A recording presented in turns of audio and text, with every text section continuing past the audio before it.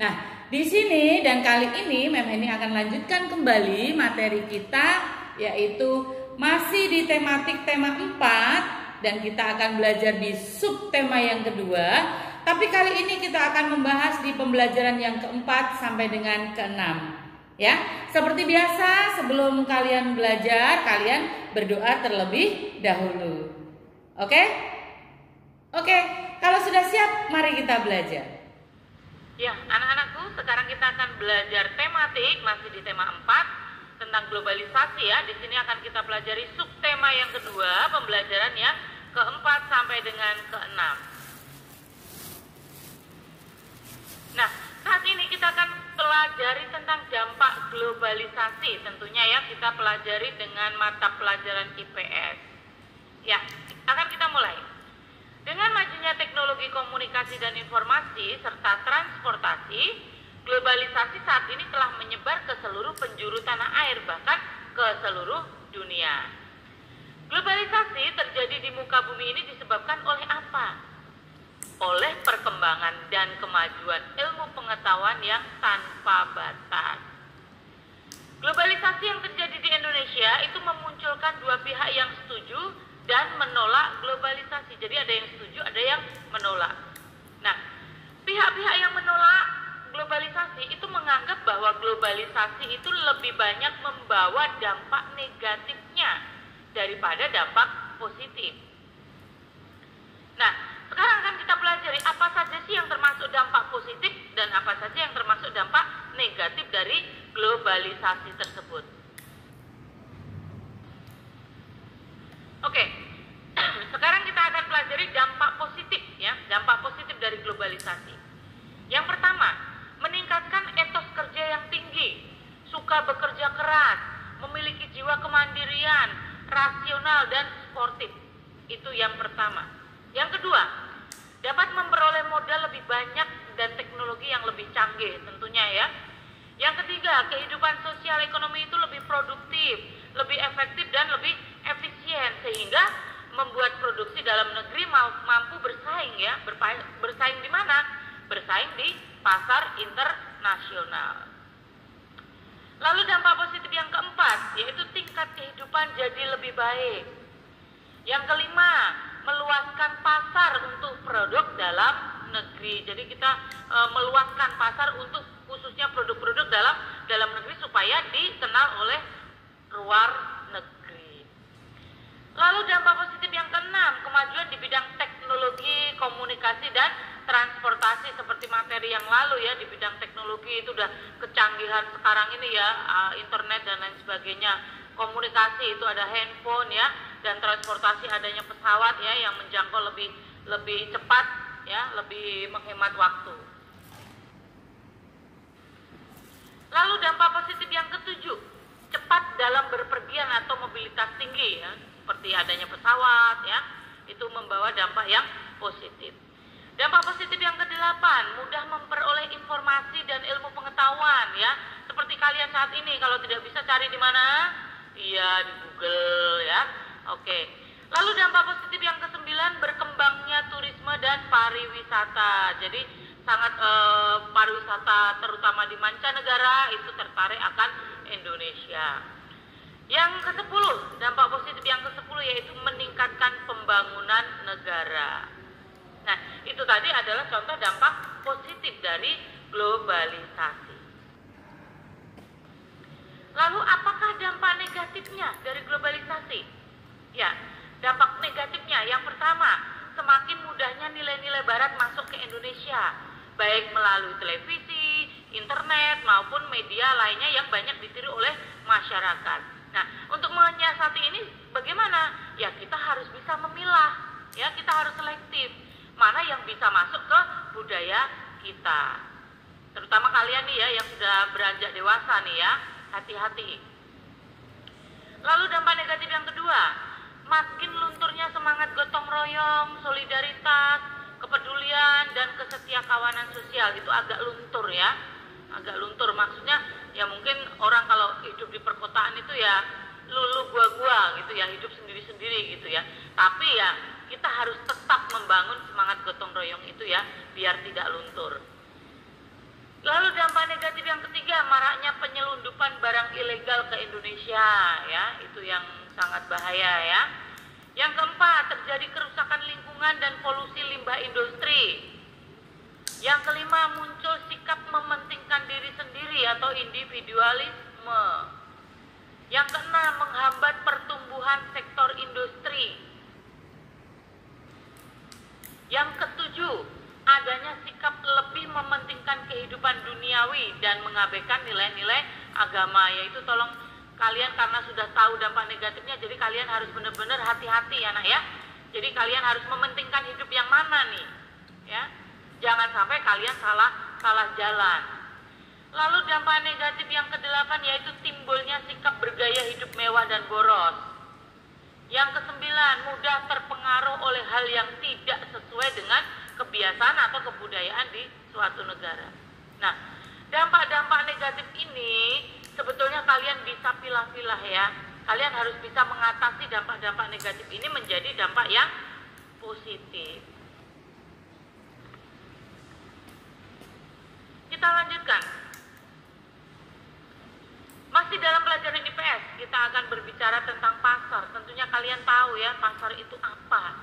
Dan mungkin kalian, di antara kalian ya, sudah pernah diajak ke pasar ya oleh orang tua kalian ya. Siapa yang sudah pernah? Iya. Pasar itu ada pasar tradisional, ada juga yang disebut dengan pasar modern. Nah, kita akan pelajari. Pasar itu merupakan tempat bertemunya penjual dan pembeli. Ada pasar tradisional dan ada pula pasar modern. Contohnya apa pasar modern? Swalayan ya. Oke. Nah, kelebihan pasar tradisional. Nah, kita akan berbicara pasar tradisional dulu ya. Kelebihan pasar tradisional yang pertama yaitu harga barang itu bisa ditawar ya. Harga barang bisa ditawar. Terus harganya lebih murah kalau di pasar tradisional itu. Terus lagi, produk yang dijual itu bervariasi, maksudnya bermacam-macam ya. Itu tadi adalah kelebihan pasar tradisional. Nah, sekarang apa kekurangannya? Kekurangannya yang pertama itu tempatnya agak kotor, terus juga bau ya. Terus saat musim hujan biasanya terlihat becek tempatnya. Yang kedua, keamanan dan kenyamanannya kurang terjaga. Biasanya ada copet, ada pengamen, ada pengemis ya. Jadi keamanan serta kenyamanannya itu kurang terjaga jika di pasar tradisional. Nah, bagaimana kalau dengan pasar modern? Kalau pasar modern itu kelebihannya, yang pertama itu tempatnya bersih, nyaman, sejuk ya. Yang kedua, penataan barang-barangnya itu lebih tertata ya, lebih tertata. Jadi kalau orang lihat itu senang gitu ya, tertarik gitu ya. Yang ketiga, terkadang dilengkapi sarana permainan dan hiburan juga. Biasanya kalau mengajak anak kecil, anaknya capek, biasanya diajak ke tempat permainan. Tapi ada juga kekurangannya. Apa kekurangan pasar modern? Ya, betul sekali. Kekurangannya adalah yang pertama, harga barangnya itu tidak bisa ditawar. Kalau tadi di pasar tradisional harganya bisa ditawar ya, tapi kalau di pasar modern itu harga barang tidak bisa ditawar. Dan biasanya harganya itu lebih mahal dibanding harga dengan pasar tradisional. Nah, itu tadi adalah perbedaan antara pasar tradisional dengan pasar modern. Ya, mudah-mudahan kalian paham. Oke, kita lanjutkan.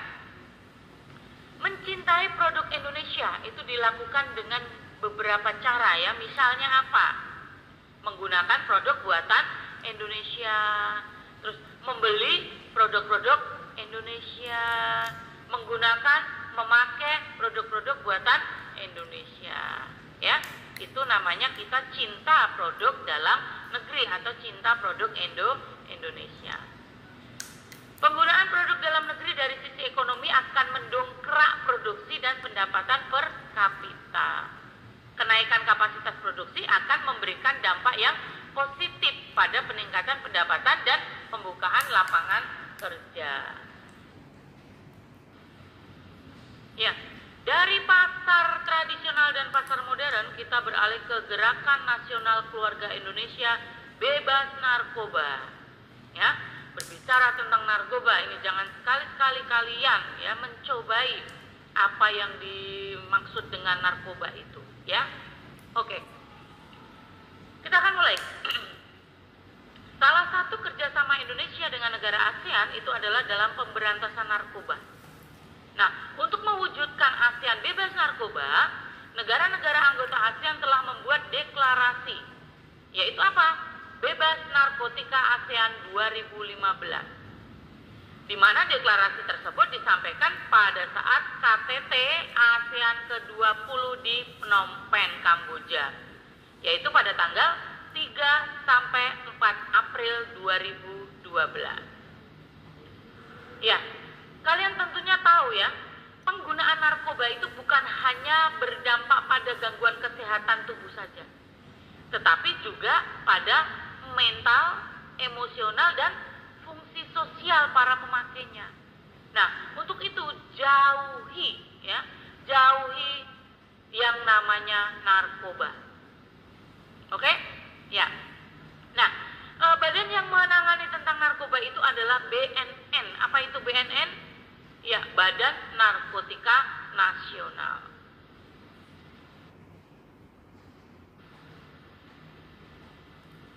Oke, dari IPS kita beralih ke SBDP, ya.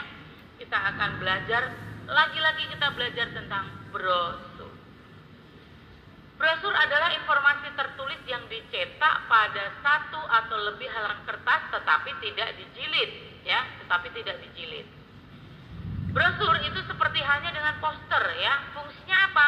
Fungsinya sebagai promosi barang atau jasa dan media iklan, baik itu iklan komersial maupun iklan layanan masyarakat.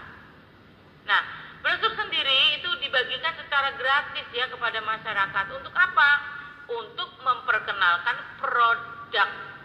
Bisa juga untuk memperkenalkan layanan, bisa juga untuk mengenalkan program, dan juga bisa untuk membantu pemasaran atas produk yang dipasarkan. Nah, ini ada beberapa gambar brosur ya, contoh-contoh gambar brosur nih, kalian bisa lihat. Ada McD ya, ada Simpoa ya, kalian bisa lihat.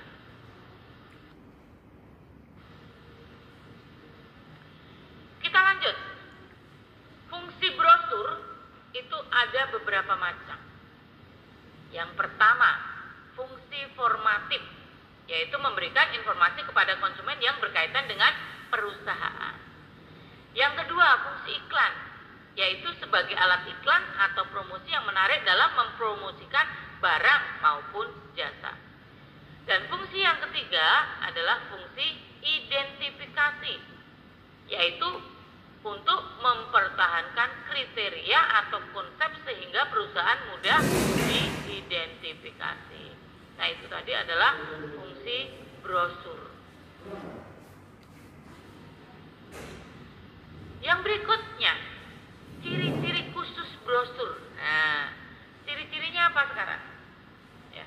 Ciri-ciri khusus brosur itu antara lain, yang pertama, pernyataannya pesannya tunggal. Jadi, pernyataan pesannya itu tunggal.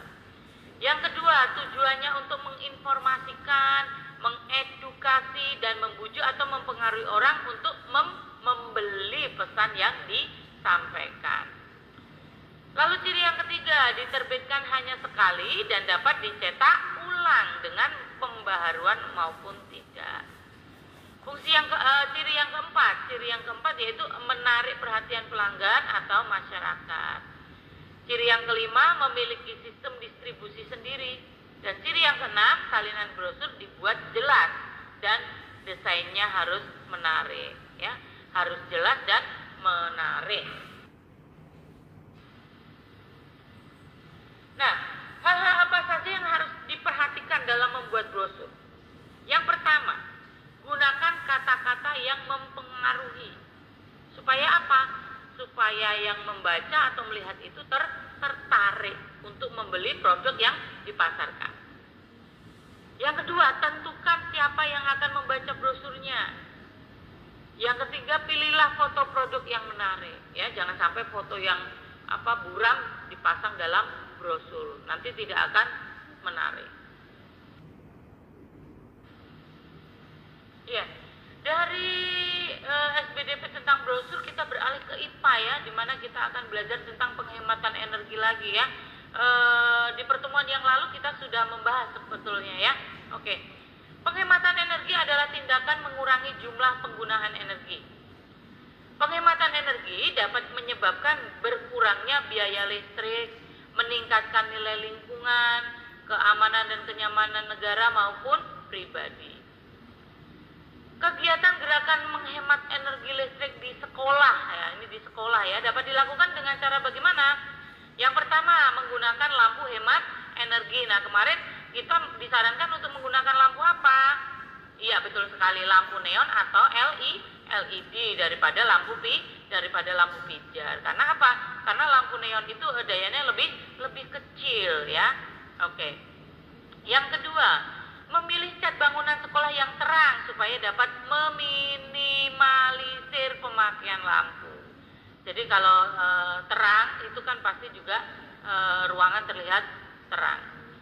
Yang ketiga, memberi ventilasi yang cukup di setiap ruangan agar cahaya bisa masuk dan terjadi pertukaran udara. Dan yang keempat, membuat poster hemat energi. Nah, seperti biasanya kalian ada tulisan tuh, matikan lampu jika tidak digunakan. Seperti itu ya. Oke. Nah, anak-anakku sekalian, itu tadi pembelajaran kita pada kali ini ya. Dan Mem ini berharap kalian bisa memahami apa yang kita pelajari pada pertemuan kali ini. Dan kalian tetap semangat, jaga selalu kesehatan, jaga selalu kebersihan ya, supaya kita dijauhkan dari segala penyakit. Ya, dan sampai ketemu kembali dengan pembelajaran yang lainnya. Bye.